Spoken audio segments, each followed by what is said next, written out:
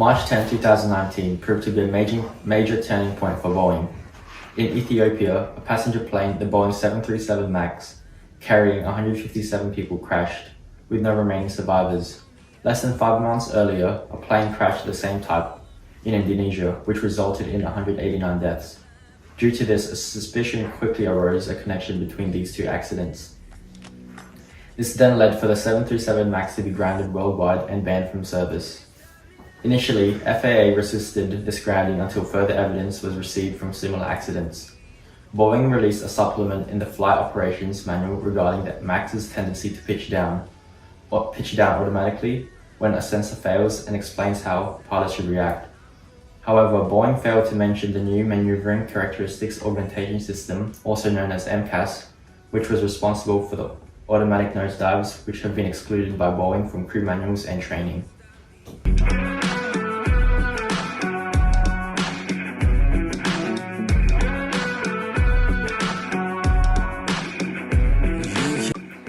Welcome to this interview. Today we have myself, Kaito, and Vyom, and we will be discussing the events and laws that surrounded the Boeing 737 MAX accident of Lion Air.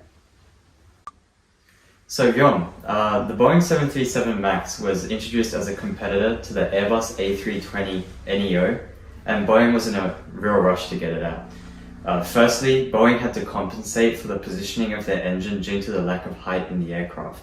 See, Boeing did this by shifting the engine slightly forward and up, making the top of the engine sit above the wing. The decision to not re-engine the 737 was one that allowed pilots to have minimal training to be able to fly the new aircraft, with some pilots receiving only 2-hour iPad courses before entering the cockpit. Unfortunately, the change in the engine's position resulted in the aircraft's nose to go too far upwards when the plane was at full throttle, which could lead to a stall. To near the 737 MAX to its predecessor, Boeing installed a software that would automatically push the nose down to avoid stall. This software, called the Maneuvering Characteristics Augmented System, abbreviated as MCAS, was not mentioned in the training materials for the pilots. Now, what actually happened on the Lion Air LNI 043 flight? The accident that caused 189 deaths is the first accident involving the 737 MAX since the type's entry into the service in 2017. On October 29, 2018, Lion Air Flight 610 took off from Jakarta, Indonesia, and crashed into the Java Sea mere 13 minutes later. This graph represents the altitude path of Flight 610 over the course of 12 minutes after the takeoff. As shown, the graph is fluctuating in altitude and in velocity. This is due to the MCAS system in Boeing 737 MAX. The system was designed to detect when the nose would pitch too high during full throttle use, and the elevators would pitch down to compensate for that pitch. The first 3 minutes of the flight after takeoff, the graph shows how the aircraft dropped 500 feet in altitude before correcting its climb path. Further down the graph, it seems as though the aircraft wants to pitch down, as seen by the fluctuations. During the last 3 minutes of the flight, the pilot loses control of the aircraft and it crashes into the Java Sea. As the altitude decreases, the velocity of the aircraft tends to increase, which made it harder for the pilots to regain control. How does Annex 13 relate to this case? The Lion Air flight experienced a number of malfunctions that caused difficulties in controlling the aircraft. According to the ICAO Annex 13, the flight is classified as a serious incident, which required investigation by the Indonesian National Transport Safety Committee in accordance with the Aviation Law No. 1 of 2009 and Government Decree No. 62 of 2013. As the accident occurred in Indonesia, the Indonesian National Transportation Safety Committee was responsible for investigating this occurrence.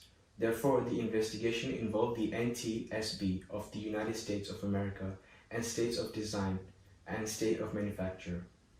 In accordance with the Annex 13 to the Convention of International Civil Aviation, the Australian Transportation Safety Board, ATSB, was appointed an accredited representative to the NTSC investigation. Due to this, the ATSB provided specialist expertise to support the NTSC in downloading and analyzing the flight data recorder, FDR, and cockpit voice over recorder, CVR, from the aircraft.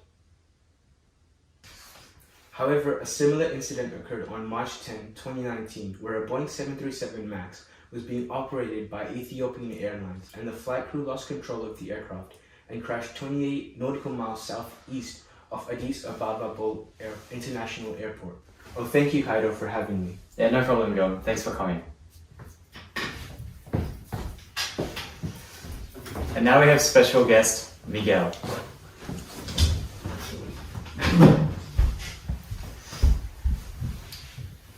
Bjorn stated that there was a similar occurrence in 2019. What happened in the Ethiopian Airlines accident? In this case, the ICAO Annex 13 investigation was carried out by Ethiopia Aircraft Accident Investigation Bureau, also known as the AIB. The following are key findings that are summarized from the preliminary report published by the Ethiopia AIB as follows. As you can see, the takeoff roll appearing normal values of left and right angles of attack. The digital flight data recorder, also known as the DFDR, recorded left and right angle of attack values diverged shortly after takeoff, with the left angle of attack value reaching 74.5 degrees and the right angle of attack value reaching 15.3 degrees. The stick shaker then turned on and stayed on until the end of this flight. There were tiny amplitude roll oscillations that were accompanied by lateral acceleration, rudder oscillation, and modest heading changes once the autopilot was engaged. However, these oscillations lasted even after the autopilot was disengaged. The DFDR recorder automated aircraft nose down, and the trim directive for command 4 times without the flight's crew involvement after autopilot disconnection. As a result, 3 stabilizer trim motions were recorded. The crew used the electric manual trim to counter the automatic nosedives according to the FDR data. The crew ran through the runway stabilizer checklist and confirmed that the manual trim procedure was not working by switching the stab trim out of which to the cutoff position. According to a 2011 Office of Inspector General Audit Report 57, the FAA is responsible for overseeing numerous aviation activities designed to ensure the safety of the flying public. Recognizing that it is not possible for FAA employees to personally oversee every facet of aviation, public law allows FAA to delegate certain functions, such as approving new aircraft designs, to private individuals or organizations. This is stated in FAA Order 8100-15A-49 CFR 44702D, which allows the FAA to delegate to a qualified private person a matter related to issuing certificates or related to the examination, testing, and inspection necessary to issue a certificate on behalf of the FAA administrator as authorized by statute to issue under 49 CFR 44702A. Designees perform a substantial amount of critical work on FAA's behalf. For example, at one aircraft manufacturer, they made about 90% of the regulatory compliance determinations for a new aircraft design. FAA created the Organization Designation Authorization (ODA) program in 2005 to standardize its oversight of organizational designees. To what extent is the FAA responsible for this accident? Although FAA approved and certified the MCAS, considering the laws stated before, FAA can't be solely responsible for these accidents. It is in fact Boeing that has played a huge part in these crashes as they forced and rushed this new system and as a result failed to mention MCAS to pilots and excluded this from crews' manuals and training. Thank you for coming, Miguel. Thank you for having me.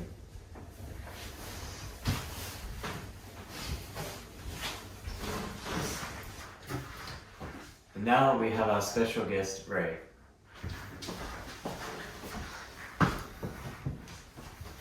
That's it. That's it. So what are the solutions and recommendations to avoid having similar accidents in the future? Firstly, the ICAO Annex 1 2.4.1.2d states that the applicant shall have demonstrated a level of knowledge appropriate to the privileges granted to the holder of a commercial pilot license and appropriate to category of aircraft intended to be included in the license, in at least the following subject: aircraft general knowledge for airplanes, airships, helicopters, and powered lift, use and survivability check of equipment and system of appropriate crew aircraft. Thus, the pilot must be able to understand and use every system and instrument.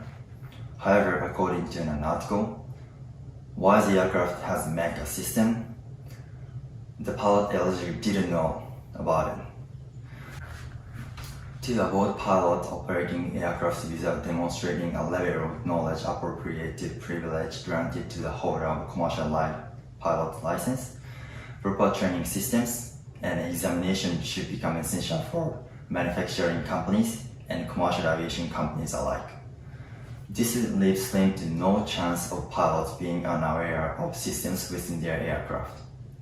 Secondly, using more code while used in interest of improving safety also creates a new type of risk of replacing one type of human failure for a systematic error. This can be seen in systems activating when unnecessary, as Megas did, causing the airplane to nose down. Despite automation being one of the most incredible innovations of modern era, this misunderstanding and lack of knowledge of it could inevitably lead to the danger of operators and passengers.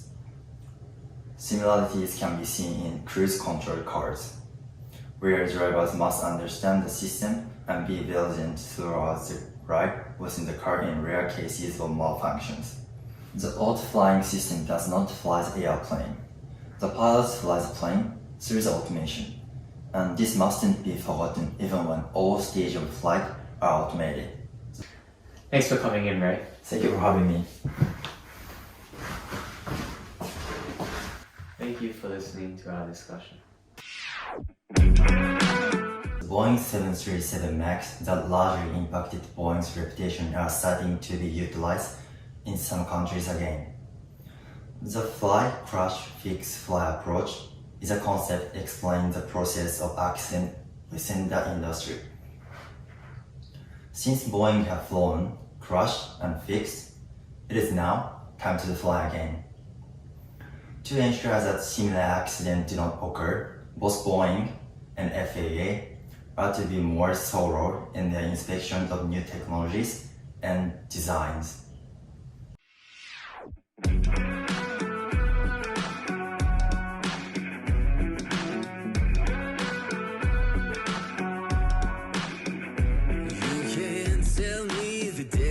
Stacked.